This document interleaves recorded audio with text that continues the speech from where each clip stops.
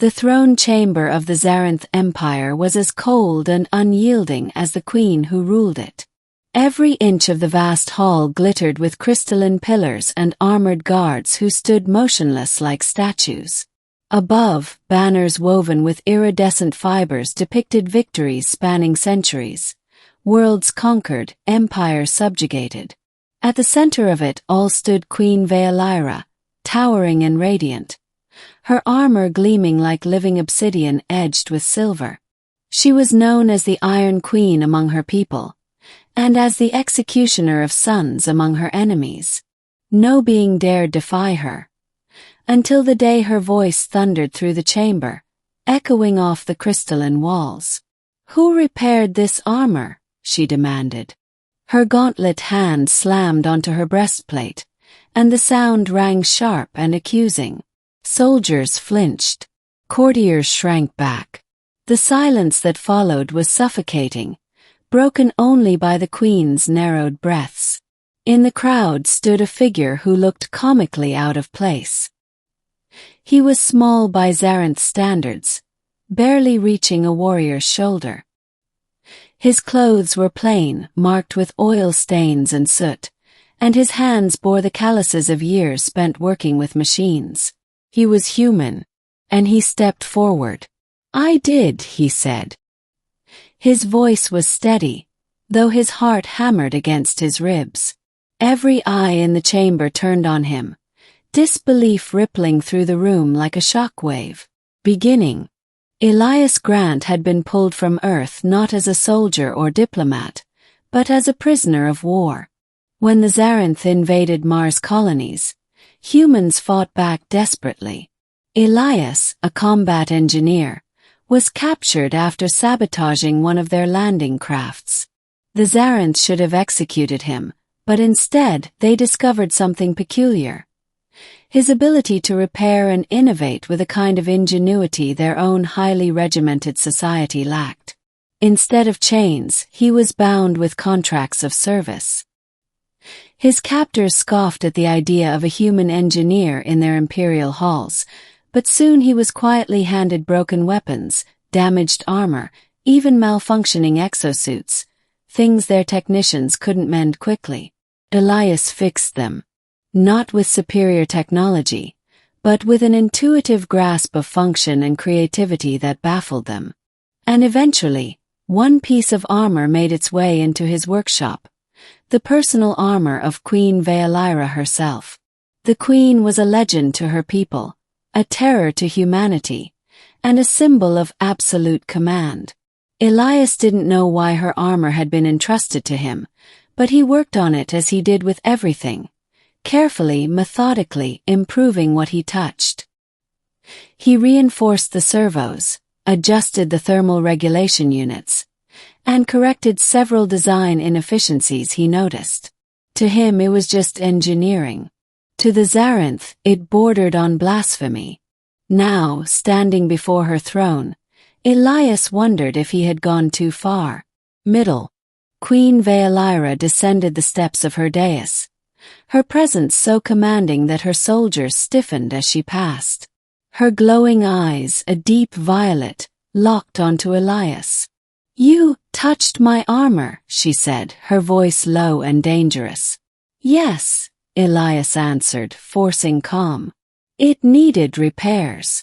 A murmur rippled through the court. No one spoke to the queen in such a direct manner. Yet Elias didn't bow or tremble. He simply stood with the same quiet defiance that had carried him through years of captivity. The queen raised a clawed hand and pressed against the repaired section. The fibers stronger. The circuits responsive beyond their design. "You altered what should not be altered." "I improved it," Elias said, unable to stop himself. Gasps echoed. Some courtiers expected his immediate execution. A guard even reached for his weapon, but the queen raised a hand, halting him. "You claim improvement," she said coldly. "Prove it." Elias blinked. "Prove it." She gestured to the hall.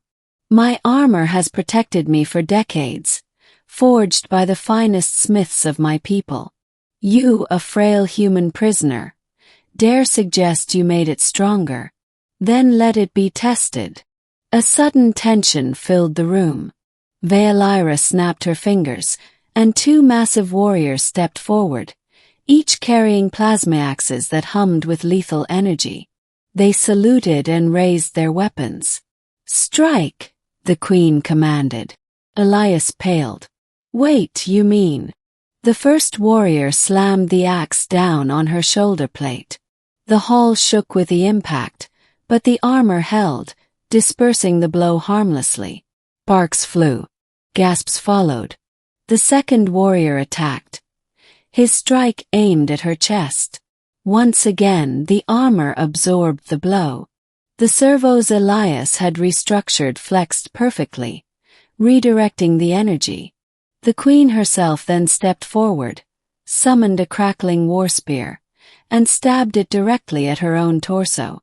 The hall seemed to hold its breath. The spear struck and slid harmlessly aside, the armor redirecting the force with perfect distribution. When she lowered the weapon, the chamber erupted into whispers. Her armor had never responded with such precision, not even when it was first forged. The queen turned back to Elias. Her eyes were no longer cold, but burning with curiosity. "You, human," she said slowly, "have given me strength beyond what I possessed. Tell me, what trickery is this?" "No trick," Elias replied. "Just engineering. Your people design for grandeur and tradition. I design for function. I don't care about sacred patterns. I care about efficiency, about survival." The chamber stilled. For the first time in living memory, someone had spoken to Queen Veolyra not with fear, but with the straightforward conviction of truth. Transformation. Days passed, but Elias was no longer a forgotten prisoner. He was summoned to the Queen's forge directly, ordered to examine her warship systems, her soldiers' exosuits, even the energy reactors that powered her fleet. Each time he made improvements, small adjustments, clever modifications. Systems ran longer, weapons fired cleaner, armor endured greater punishment. At first, Veolyra watched with suspicion, but gradually, suspicion gave way to fascination. "You see possibilities my people ignore," she said one evening, her voice quieter than the usual thunderous command. "Why?" "Because," Elias said, not looking up from a disassembled power core, "when you're human, you don't have the luxury of overwhelming strength. We survive by making the most of what little we have. Every scrap matters. Every second counts." Veolyra studied him. For centuries she had ruled with absolute superiority, believing her empire unassailable. Yet this fragile human, captured insignificant, had shown her that strength wasn't just in brute force. It was in adaptability, ingenuity, will. Word of his skill spread. Some among the court whispered that the queen was bewitched. Others claimed Elias was dangerous, a potential spy. Plots began to stir. One evening, assassins crept into the royal forge, blades ready to silence the human. But they failed. Not because of Elias, but because Queen Veolyra herself arrived, cutting them down with terrifying precision. When the last assassin fell, she turned to Elias, her armor glowing faintly with the modifications he had made. "Your life," she said, "is mine to guard. No hand touches you without my consent." From that night on it was clear, the queen had claimed him. Climax, or came soon after. A rival empire, long waiting for weakness, struck the Zarenth borders. Massive fleets clashed in the void. On the flagship's bridge, Elias stood beside Queen Veolyra as her generals relayed grim news.